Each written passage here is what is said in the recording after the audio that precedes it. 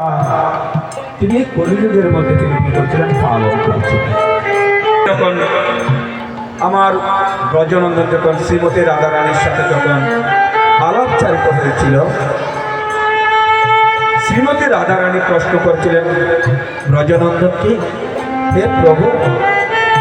আপনি যদি জনারাম জেলে যদি লীলা শুরু করে যখন চলে যাবেন তখন কলিযুগের দশা কি হবে, আর আমারই দশা বাকি হবে। তখন আমার গৌরহরি বলেছিলেন, হে রাধে, এই পৃথিবীতে যদি একমাত্র যদি জ্ঞান আছে তাহলে তুমি একমাত্র আমাকে জানো, কারণ তোমার মতো ভক্ত কিন্তু কখনো হয় না। তাই আমি তোমার ভক্তের মান রাখার জন্য আমি কলিযুগের ধারে ধারে গিয়ে আমি নিজে হরি হরি হরি রাম বলো হরে গোবিন্দ প্রেমানন্দে একবার শ্রীকৃষ্ণ চৈতন্য পিতা একবার হরি হরি বলো। ভাই আছে আমার এই গৌরহরি, এই কলিযুগের ধারে ধারে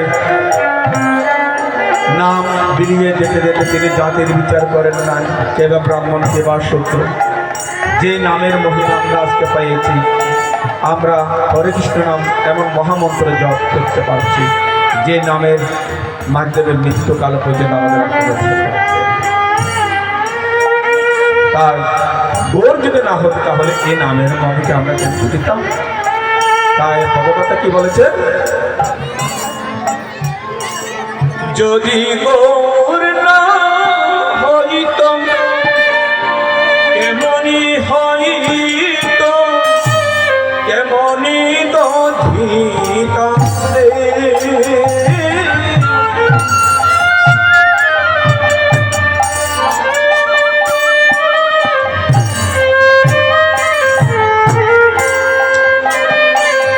যদি গৌর না হইত কেমনি হইত কেমনি দধিত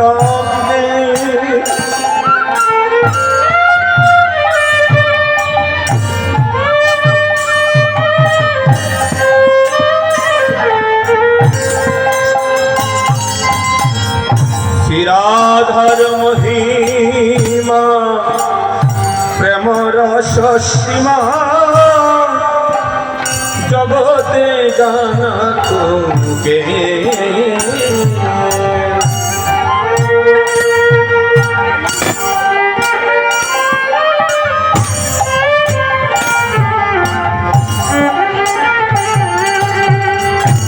হরে জগতে কে জানা তো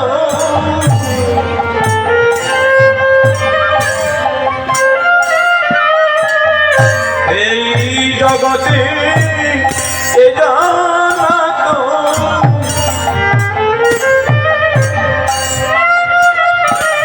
যদি শচির দুলার না হই এই জগতে কে জানা তো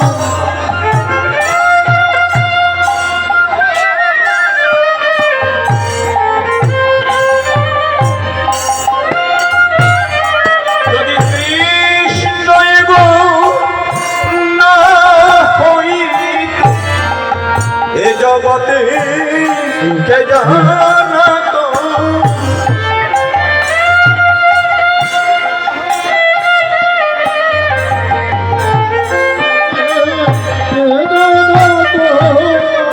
জগতে জানা তোকে বলবে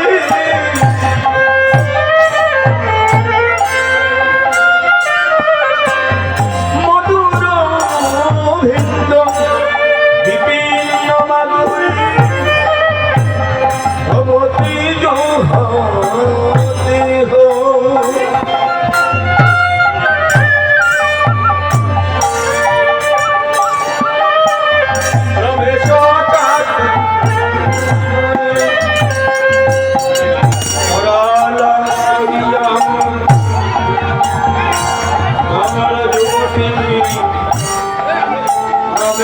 শক্তি